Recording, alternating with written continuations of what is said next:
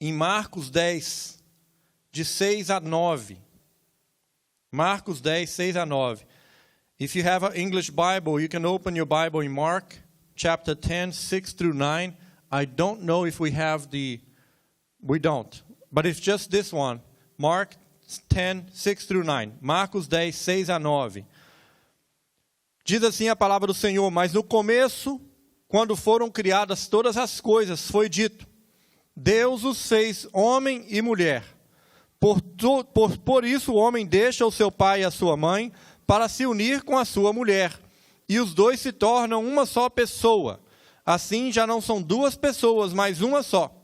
Portanto, que ninguém separe o que Deus uniu. But at the beginning of creation, God made them male and female. For this reason, a man will leave his father and mother and will be united to his wife, and the two will become one flesh. So they are no longer two, but one flesh. Therefore, what God has joined together, let no one separate. Amém? Esse é um texto muito claro da palavra de Deus sobre o que a ideia de Deus para o casamento. E ele apresenta a institucionalização do casamento, Deus institucionando o casamento e falando para ele o que ele espera de um casamento. O que é que ele espera de um homem e de uma mulher quando eles fazem essa decisão, que é a decisão de uma das mais difíceis, complicadas e importantes que todo mundo pode fazer nessa vida, é escolher uma pessoa para se casar com ela. Se você já está casado, você sabe disso. Se você ainda não está casado, você vai ter que passar por isso, por essa decisão. Muitos de vocês. Nem todo mundo se casa, mas a maioria sim se casa. E é muito importante que você escolha bem e entenda o que Deus quer para essa vida a dois. E eu gostaria de, didaticamente, trazer uma mensagem que compara a união de um homem com uma mulher, essa união do casamento, que é sagrado, com fatores de matemática, que todo mundo aprendeu na escola, né? Na escola a gente aprendeu 4 fatores mais importantes, que é a adição, a subtração, a multiplicação e a divisão, não é isso? Até quem não gostava de matemática e quem não gostava da matéria teve que aprender sobre subtração, divisão, multiplicação e adição. O que isso tem a ver com o casamento? E o que será que nós podemos aprender através dessa matemática do relacionamento e do casamento? É isso que nós vamos falar hoje à noite. É uma mensagem bem objetiva e prática. Nós fizemos a decisão de deixar as crianças no culto hoje, porque nós não queríamos que ninguém perdesse a oportunidade de participar de um evento como esse. Nós preparamos uma festa bonita, preparamos uma boa decoração, e nós queremos que todos possamos aproveitar esse momento. Por isso, tenha um pouco de paciência com as crianças hoje, e que a gente vai ser abençoado no nome de Jesus. What I'd like to preach tonight is about how can we apply simple concepts of math to our relationships or to marriage. In math, we learn that we have to add sometimes, we have to subtract, sometimes we have to multiply, and sometimes we have to divide. How can this be applied to your marriage and to your relationship with your wife or your husband? What does it have to do with the Word of God anyway? Well, that's what my job is tonight, is to try to show you that we can apply math principles to our wedding, to our marriages, to our relationships, and you can learn great things from it. A primeira coisa, então, que eu gostaria de falar é sobre a subtração. O que será que a gente precisa de subtrair da nossa vida quando nós casamos com alguém? Quando nós decidimos passar a nossa vida ao lado de alguém? A palavra de Deus, nesse verso que nós lemos, diz o quê? No começo, quando foram criadas todas as coisas, foi dito: Deus fez o homem e a mulher. Por isso, aqui vai a subtração, a primeira, né? Deixa o seu pai e a sua mãe para se unir com a sua mulher. Essa passagem é uma passagem um tanto polêmica e muitas vezes mal compreendida. Preste atenção que o Senhor não está falando abandone o seu pai e a sua mãe para estar com a sua mulher. Ele está dizendo deixa-os. Deixa o seu pai e a sua mãe para estar com a sua mulher. Deus é tão sábio, né? Lá atrás ele já sabia as trágicas consequências que tantos casais passam quando permitem que os seus pais continuem influenciando a sua vida conjugal. Isso não dá certo, né? Então já Deus, sabendo disso, ele já sempre alertou, olha, deixe os seus pais. Ele não disse abandone, mas como é que nós podemos deixar os nossos pais? E o que mais que a gente tem que deixar? Porque não é só isso. Quando nós nos casamos, nós estamos abandonando uma vida de solteiro, atitudes de solteiro, programas de solteiro, pensamento de solteiro, para viver uma vida a dois, para viver uma vida de comprometimento, para que vocês possam agir como um, como diz o texto. Por isso nós temos que aprender, dentro de um casamento, a subtrair certas coisas. Quando alguém casa com outro e se recusa a abandonar os hábitos da solteirice, isso é um casamento fadado ao fracasso, ou a muitas brigas no mínimo. Quando o homem se recusa a tomar uma atitude de marido, ou quando a mulher ainda acha que pode continuar com a atitude de solteira. E eu não estou falando, né, de vida de adultério, nada disso. Pode ser coisas pequenas. Pode ser um querendo ainda ser individualista dentro de um casamento que chama para a unidade. Que a própria essência do casamento é estar unido. Por isso, nós temos que aprender a subtrair certas coisas, deixar para trás, prevalecer mais a unidade, respeitar mais a pessoa que está do teu lado, que realmente vive os seus problemas, vive as suas alegrias, que paga as contas junto com você, que sabe dos dramas familiares, aquela pessoa que acorda do teu lado e que dorme do teu lado, a pessoa que está ali todos os dias te acompanhando. Essa é a pessoa em que você deve respeito, e que você deve comunhão com ela, e que você deve amá-la acima de todas as coisas, e que você deve abandonar tudo aquilo que te afasta dela, que te afasta de uma união mais feliz e mais saudável. Você está disposto a subtrair certas coisas do seu relacionamento, ao em prol da felicidade conjugal? Você pensou sobre isso? Talvez, como disse, muitos casaram sem pensar nada disso, principalmente nós, como somos jovens, precipitamos algumas coisas, mas Deus conserta tudo. Deus conserta.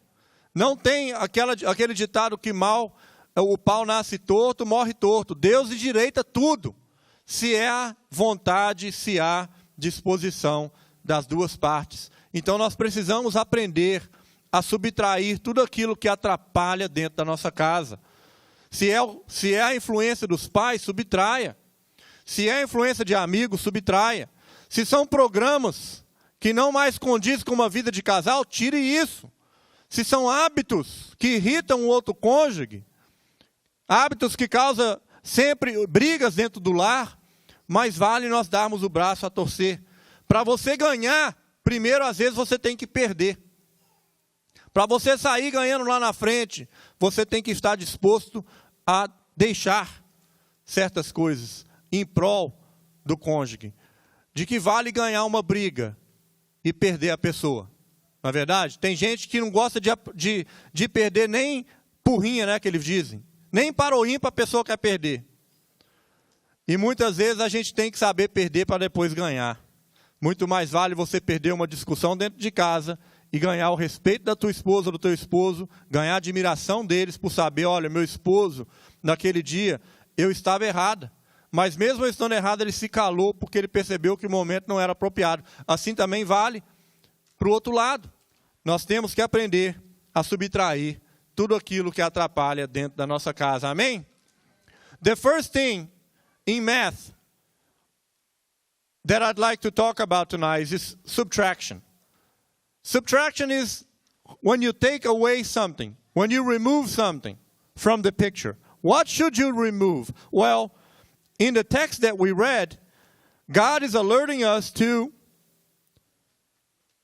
leave our fathers and our mothers and unite with our wives or our husbands. The Bible is not saying to you telling you to abandon your parents, but it's telling you to leave their influence behind. Don't let them dictate what's going on or what's happening inside your house, because that is a recipe for disaster. Now, that's not the only thing you should subtract. What else can you and should you subtract? Well, you should subtract anything that causes harm to the relationship. Sometimes we get married, but we're still living a life of a single person. We still have the habits of being single. We bring it home. We still do the things that we did when we were single. We still want to do the same, make decisions without consulting our wife or consulting our husband. All of these things are detrimental. All of these things are going to cause trouble. And sometimes we must learn to subtract so that we can make an addition later. You lose some, you win some. There's some saying like that, right? Sometimes it's so much better for you to let something go. Let it go. Don't be so much focused on winning the argument. Lose the argument, but win the respect and the admiration of your wife or your husband, because they will understand that you just let it go, that you understood, that you had wisdom to realize the moment was not the right moment, that winning arguments sometimes will make us lose badly later on. So learn how to subtract things that are detrimental, that are harming your relationship, in the name of Jesus. Amen? Agora, a segunda parte do verso, Deus falou, olha, deixe o pai e a sua mãe. Para quê? Para quê? Para unir-se com a sua esposa, ou com seu esposo, com seu cônjuge. Unir é adicionar, não é? Você tirou alguma coisa para adicionar outra. Você teve que tirar alguma coisa que não ia cair bem, para que você agora esteja na posição de ganhar, de somar. Quando, se casa, uma pessoa se une com outro para se tornar um só. Você ganha muita coisa. O casamento, quando ele é feito da forma certa, quando nós entendemos a bênção do Senhor sobre o casamento e seguimos os seus conselhos, nós ganhamos muitas coisas. Nós ganhamos outra opinião que quer o bem da união, porque se você está bem junto com seu cônjuge, o seu interesse é o melhor, e o interesse do seu cônjuge também é o melhor. Vocês têm o interesse da união como prioridade. Então você ganha outra cabeça para pensar, outra cabeça para tentar solucionar os seus problemas. Você ganha um ombro, você ganha alguém que te ama, você ganha alguém que te respeita, você ganha alguém que está disposto a estar do teu lado, como diz a pastora, para a doença e para a saúde, para a pobreza e para a riqueza, até que a morte nos separe. Então nós temos muito a ganhar quando nós temos o nosso cônjuge do nosso lado. Agora, e casais que se tornam inimigos dentro de casa? Tem um filme que chama O Inimigo Íntimo. Dormindo com o inimigo. Na verdade, dormindo com o inimigo. Nós não podemos deixar que o nosso casamento se torne assim, você dormindo com uma pessoa que você sente que é o seu inimigo. Nunca há concordância, não há respeito, não há somatória. E a palavra diz que o casamento institucionado por Deus é de soma. É para você unir-se, para você somar, para você se tornar maior, para você sair ganhando. Lá em Eclesiastes 4:9 diz o seguinte: melhor é serem dois do que um, porque tem melhor paga do que o seu trabalho. Duas pessoas trabalhando, trabalham mais e trabalham mais rápido, trabalham mais forte, trabalham mais produtivo. Duas pessoas pensando, pensam melhor. Duas pessoas juntando dinheiro, juntam mais dinheiro. Duas pessoas pagando conta, pagam a conta mais rápido. Duas pessoas fazendo tudo Quando há união e concordância, é melhor em todos os sentidos. Nós não perdemos nada. Por isso devemos aprender a olhar para essa pessoa que Deus colocou no teu lado. E não se focar tanto nos defeitos, porque também nós temos defeitos. Eu tenho defeitos. Então eu não posso focar nos defeitos do meu cônjuge, porque nós também temos os nossos. Mas unir as nossas forças. Unir realmente a aliança, ela é desse formato por um motivo, né? Ela é infinita. Ela não desgruda, ela não tem começo e não tem fim. É assim que Deus quis. E que isso possa ser uma inspiração para você. Que você possa adicionar na tua vida. Amém? The second thing is addition. Addition now, we first had to subtract something, right? We subtracted the influence of our parents. We subtracted maybe influence of our friends. We subtracted the mindset of a single person. We subtracted some things that were harmful. But now we can add. And the Bible says in the same scripture that we read is that the man will leave his father and the mother and will be united with his wife or to his wife. So now you're adding a second person. You're adding another brain to the relationship. You're adding another opinion. You're adding another force. You're adding something that will make you stronger. But because you could add, you had to subtract. Ecclesiastes 4:9 says that it's better to be two than to be one. It is a blessing when we know that the person next to us, that the person that we chose to be our husband or our wife, is someone that has our marriage in the best interest, that is working towards the same goals, that everything that they do is for your good, and everything that you do is for their good. It's a wonderful thing. It's something that makes us so much better. I feel like I am a better person when I'm with my wife. And I think that she feels that she's a better person when she's with me. I think that we all should feel that way. That I'm just a better version of myself when I'm with the person that God gave me. And I think this is wonderful. It's a blessing that married people can have, and people that are not married can look up to, can look forward to. And people that are still young can pray since now that God will put someone in their path that will be just the right person. That will be the person that God chose to give them. Amen? O terceiro fator da matemática, e que nós podemos ver que também está aqui, é o da multiplicação. Porque a Escritura diz, quando une-se o homem com a sua mulher, para que os dois se tornem uma só carne. Aí agora começa a entrar a multiplicação. Porque quando você se une verdadeiramente com o seu cônjuge, as coisas começam a multiplicar. As bênçãos começam a multiplicar. A primeira coisa que multiplica na vida do casal já é a cama, né? A cama tem que ser cama de casal. Né? Tem que ser, no mínimo, a queen. No mínimo. Se tiver espaço, a king. Você já multiplica desde a cama. Mas logo, no caso da maioria, a família cresce.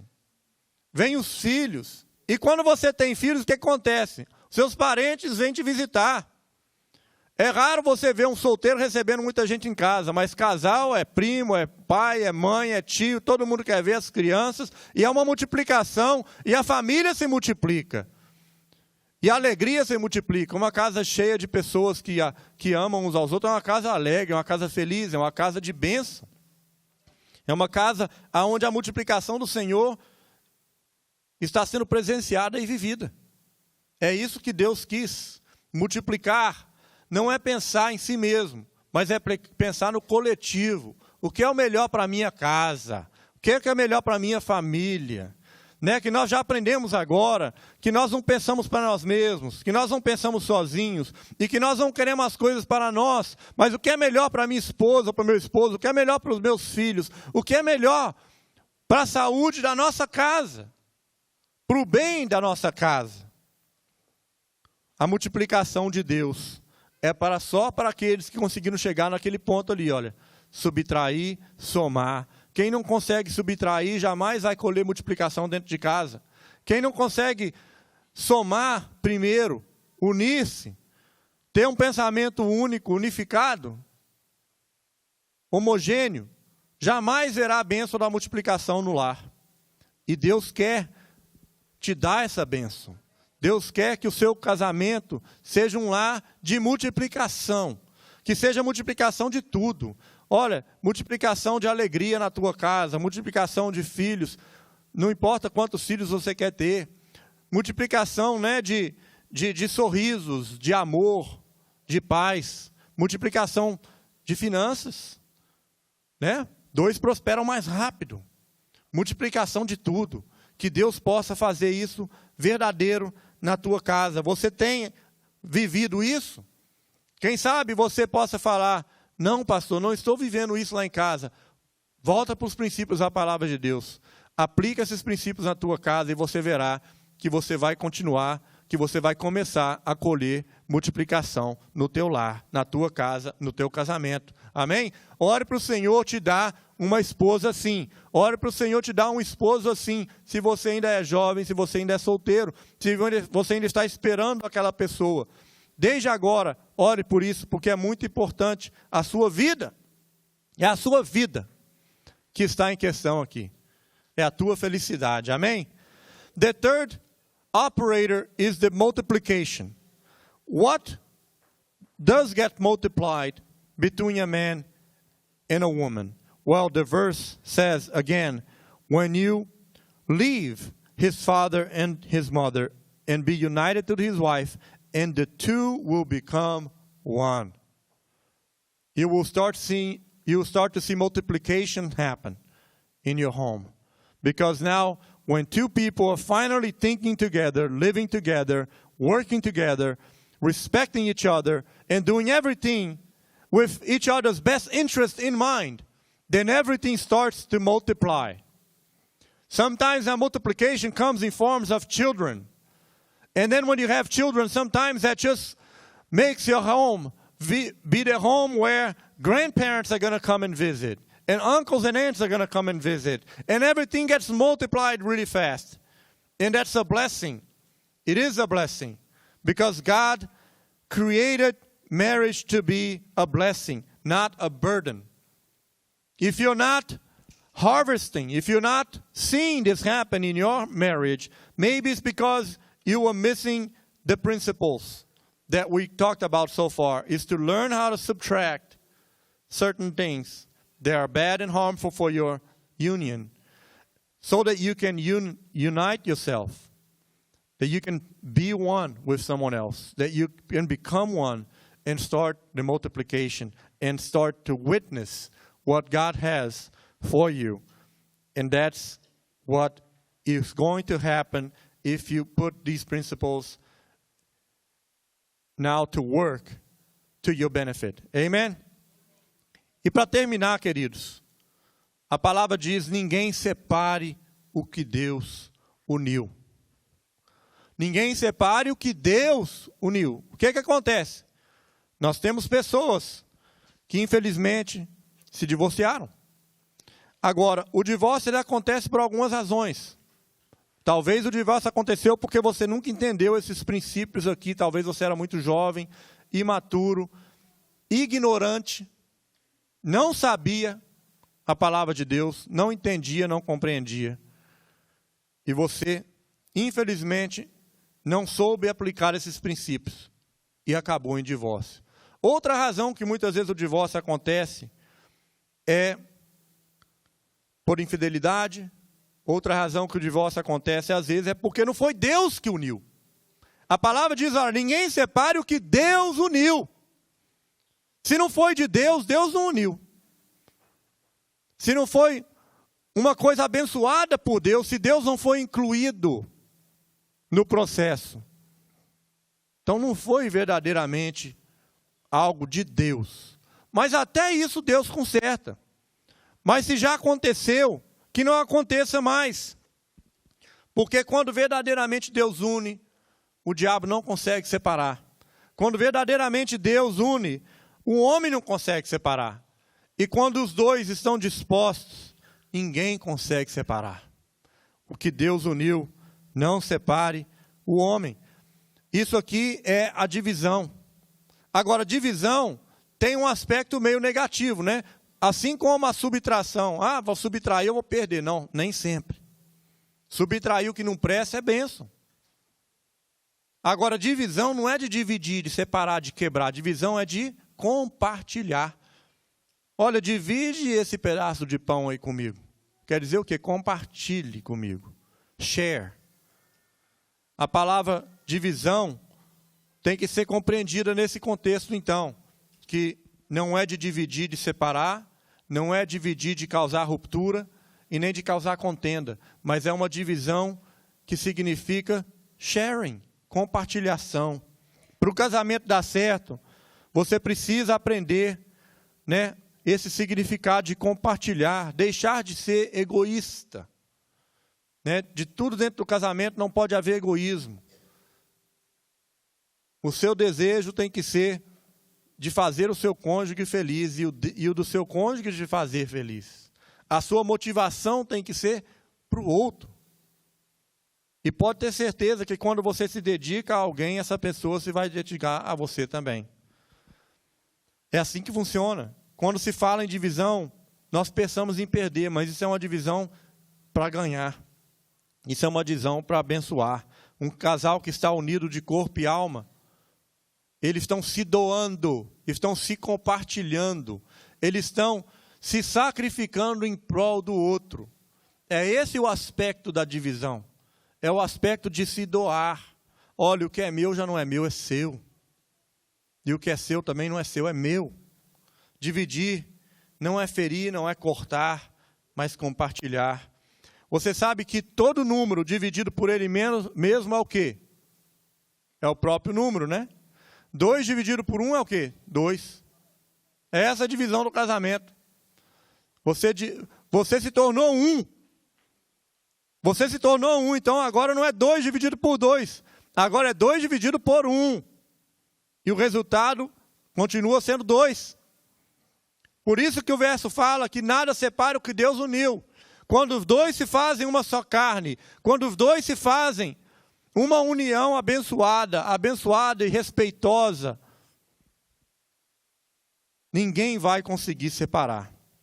Um casamento que sabe somar, subtrair e multiplicar, também precisa aprender, dividir e compartilhar. Lá em Marcos 3, 24, a Bíblia também diz, olha, se um reino estiver dividido contra si mesmo, tal reino não poderá subsistir. Um casamento que está dividido, um contra o outro, não pode subsistir. Não pode resistir aos ataques.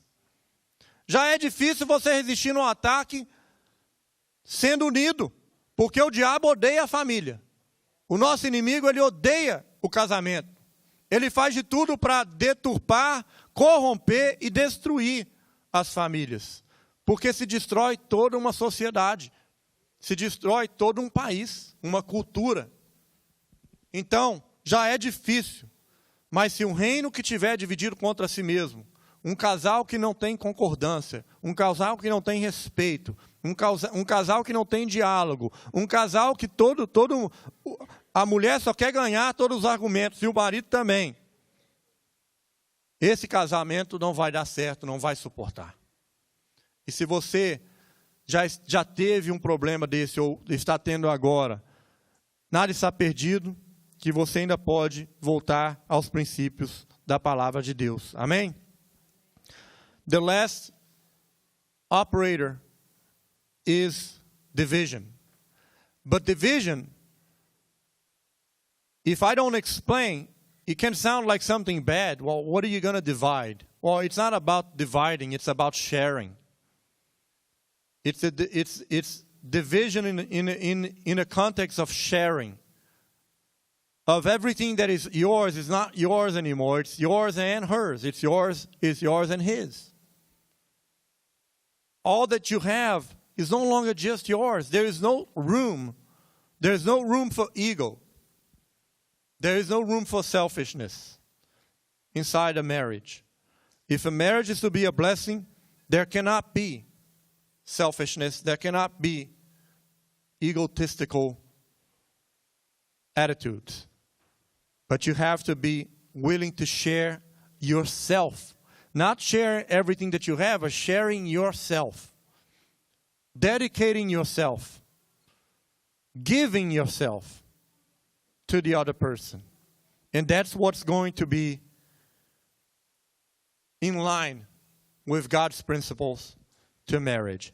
So if you have learned how to do all of these things, subtracting what needs to be subtracted, to know how to add yourself to the other person so that you can become one and multiply, and know how to dedicate and share and to give yourself towards each other, I'm sure that your marriage is going to be a blessing and a blessing forever. If you never abandon the principles of God, because it was something that He created, He invented this. Now, we do have a fierce enemy. The devil hates marriage. Absolutely hates it. If he can break a marriage, he will. If you leave him a spot, if you leave him an opportunity, he will attack. Because he knows that if he can break the sanctity and the union between a man and a wife, he breaks the kids. He breaks society. He breaks the culture. He breaks the country. He breaks everything. So we must fight. We must stand firm. And we must go back to God's principles. And God will bless you. And you will be happy. And you will be fulfilled. And you will be in a union that only brings happiness to you. And brings rewarding feelings. And that's the marriage that God planned for all of us. Amen? Quando nós compreendemos a matemática do casamento, aplicando esses princípios comuns, simples, você sabe que Deus está na tua união. Queridos, todo casamento tem problema. Todos os casamentos passam por crises. Todos os casamentos passam por grandes dificuldades. Mas se nós estamos dispostos a lutar e dispostos a fazer o que Deus nos pede, nós ainda podemos salvar e manter-nos casados. Existem algumas exceções, né? A palavra de Deus permite, não recomenda, mas permite o divórcio em caso de adultério. E ela também não recomenda, mas permite o divórcio em caso de um dos cônjuges te afastar de Deus, não concordar com a tua fé, não concordar com os seus princípios e estiver te puxando para fora da presença do Senhor. São só essas duas razões. O resto, a parte disso aqui é só a morte. Então nós temos que lutar por isso, porque é algo sério, é algo que nós podemos cuidar como se fosse um tesouro. Essa mulher que está do teu lado, esse marido que está do teu lado, não é uma pessoa perfeita, mas Deus te colocou no caminho. E agora que você cuide bem dele, cuide bem dela, porque um casamento feliz, você volta para casa alegre. Você volta para casa depois de um dia de trabalho, você teve muitos problemas, você sabe, olha, minha esposa está me esperando, é minha companheira. Olha, o meu marido vai estar lá, é meu companheiro. É meu companheiro de batalha. Está nessa mesma batalha, nessa mesma guerra, e nós unidos venceremos. Na matemática do casamento, uma frase anônima: é preciso deixar para se unir, é preciso unir para multiplicar, e é preciso dividir para continuar crescendo. Amém? Que Deus abençoe a tua união. Se você ouviu essa palavra e é solteiro, olha, pega esses princípios que vai te causar, vai te segurar muitas bênçãos no futuro. Nós temos alguns jovens aqui conosco, pessoas que ainda não casaram, mas que você possa orar diariamente por isso, e que Deus abençoe a união de vocês, o amor de vocês, e que multiplique, que soma e que você aprenda a se doar e aplicar esses princípios que nós falamos aqui hoje à noite. Que Deus te abençoe agora e sempre, no nome de Jesus. Amém.